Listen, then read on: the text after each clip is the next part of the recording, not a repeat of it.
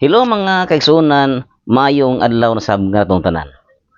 Ang templo sa Dios gipalibutan og daghang mga larawan sa mga balaan. Pero ang pangutana mga kaigsunan, nganong kining mga simbahan o templo sa atong mga kaigsunan, labi na sa atong mga kaigsunan nga simbahan sa mga protestante, nganong wala may mga larawan sa mga balaan ang ilang templo o ilang simbahan? Kini may atong pagkatukdilon karon magsuunan sa atong programa ang pagtukdil sa kamatuoran. Apan sa dili pa magsuunan, mangingon ninyo pag-like, comment o share o pag-subscribe sa akong channel aron sa pagpadayon sa akong evangelization aron ako makahatag usab kanunay sa pagpalamdag sa mga kasing-kasing ug hunahuna labi na sa atong magkisuunang Katoliko.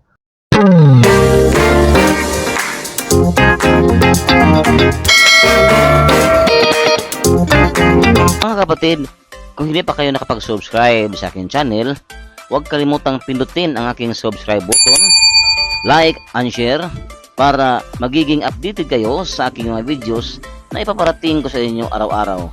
Mga katotohanan laban sa mga kasinungalingan. Mga kaigsunan, kini si Brother Romel Cabag. Ang akong channel mga kaigsunan, mao ang pagtukbil sa matuoran dias bala ang kasulatan base sa mga history o doktrina sa simbahang Katoliko. Dili ingon na kita ron manggiaway, kundili ang paghatag niini o pagpasabot ngadto sa atong mga kaigsuonan, labi na kadtong mga nalubugan sa ilang hunahuna o mga kasing-kasing may tungod sa pagtulunan sa balaang kasulatan o sa simbahan. Mga kaigsuonan, kung basahon nato ang balaang kasulatan diri sa 2 Kronikas kapitulo 3 bersikulo 7, nagingon diri magsuunan, gihaklapan niya ang tibuok templo og bulawan, ang mga sagunting, mga bakanan, mga bungbong ug mga pultahan niini, og gikulitan niya mga kirubin ang mga bungbong. Gibuhat niya ang dapit nga labing balaan, ang gitas-on niini siyam ka metros og siyam usab ka metros ang gilapdo niini. Iya kining gihaklapan og lunsang bulawan nga 20 ka tonelada. Ang mga lansang nga bulawan may gibug-aton nga usa ngadto sa 570 ka gramo. Gihaklapan niya bulawan ang mga lawak sa itaas. Ang dapit nga labing balaan gibuhatan niya duha ka kirubin nga metal o gisapawan niya bulawan. So dinhi magisuunan atong makita o atong mamasa sa balaang kasulatan nga ang templo sa Dios dunay mga gikulit nga mga larawan. Ngani bulawan ba gayud? Unya atong mga kaigsuonan moingon sila nga sayop ang simbahang Katoliko tungod kay bulawan man ang giingon diha.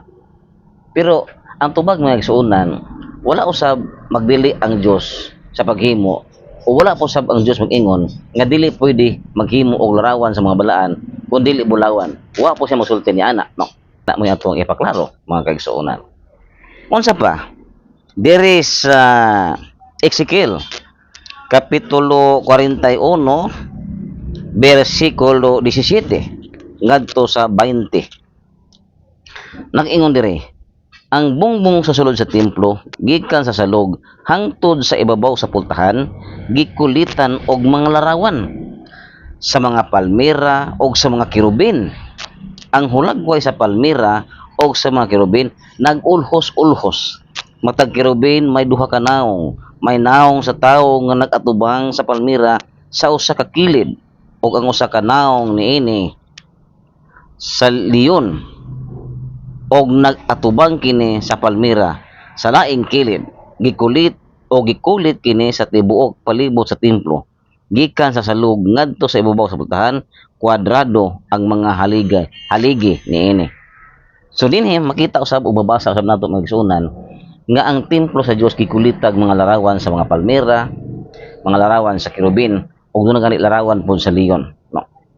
So nganhi o dinhi ato makita magsunan nga ang simbahan o templo sa Dios dunay gikulitan o dunay kinulit o gihalupan og mga kinulit nga mga larawan sa mga balaan. Pero lagi ang pangutana, nganong ang simbahan sa atong mga kaigsuonan nga wa man nila kuliti og larawan sa mga balaan sama sa mga kerubin. Ngani kung atong basahon ang balang kasulatan, tibok yun gikan sa bungbong hangtod sa mga dingding gipalibutan og buhat og mga larawan. Muna nga makita nato labi na kung atong tan-awon o atong makita awa pa man ta makaadto Batikan, pero kung makita nato ang mga picture sa Batikan, sa simbahan sa Batikan, gikan gyud na sa salog hangtod dito sa bungbong hangtod sa top gipalibutan gyud na og larawan sa mga balaan. Na ang larawan sa mga anghel, larawan sa mga kerubin, larawan sa leon, larawan sa mga palmira, naa tanan dito makita nato ang mga larawan sa mga balaan. Bisan gani diri sa atong mga katedral, naa gihapon ang larawan sa mga balaan. Kana moy tinuod nga simbahan nga gihimo sa Dios tungod kay nag-describe na nga ang tinuod nga simbahan sa Dios doon na larawan sa mga balaan. So kuwahi sa mga templo o simbahan sa atong makigsuonan labi na sa Protestante nga wa gid tay makita nga mga larawan sa mga balaan o larawan sa bisag unsa nga mga kirubin o unsa pa diha nga mga gisugo sa Dios. Di gyud nato makita sa simbahan. So dinhi nato makita o ma-describe og atong pagtud-an nga ang simbahan Katoliko gyud ang dunay larawan sa mga balaan sama sa gibuhat sa templo sa Dios nga dunay larawan sa mga balaan. Og dinhi nagpamatuod nga kini mao ang tinuod nga simbahan o templo sa Dios tungod kay naa diha ang gisugo sa Dios nga kulitan og larawan sa mga balaan. Muna nga ang ako karong magpadayag biblikal og akong ipasabot nga ang simbahan sa Dios diay dunay larawan sa dunay larawan sa mga balaan sama sa mga kerubin. Og sama ni ana magsuonan ang simbahan Katoliko mao ang nakatuman ni ana di modo ang simbahan Katoliko mao gyud ang tinuod nga simbahan nga gitukod ni Kristo tungod kay siya ang nagsunod sa unsay gisugo sa Dios may tungod sa pagpakulit og larawan sa mga balaan sulod sa simbahan o sulod sa templo. So not unta isunan na kining gamay na ako pagpambit makahatag og gamay nga patun-an alang sa mga nalubugan o gunahuna sa mga kasing-kasing sa atong magisuonan. Salamat og may adlaw kanatong tanan.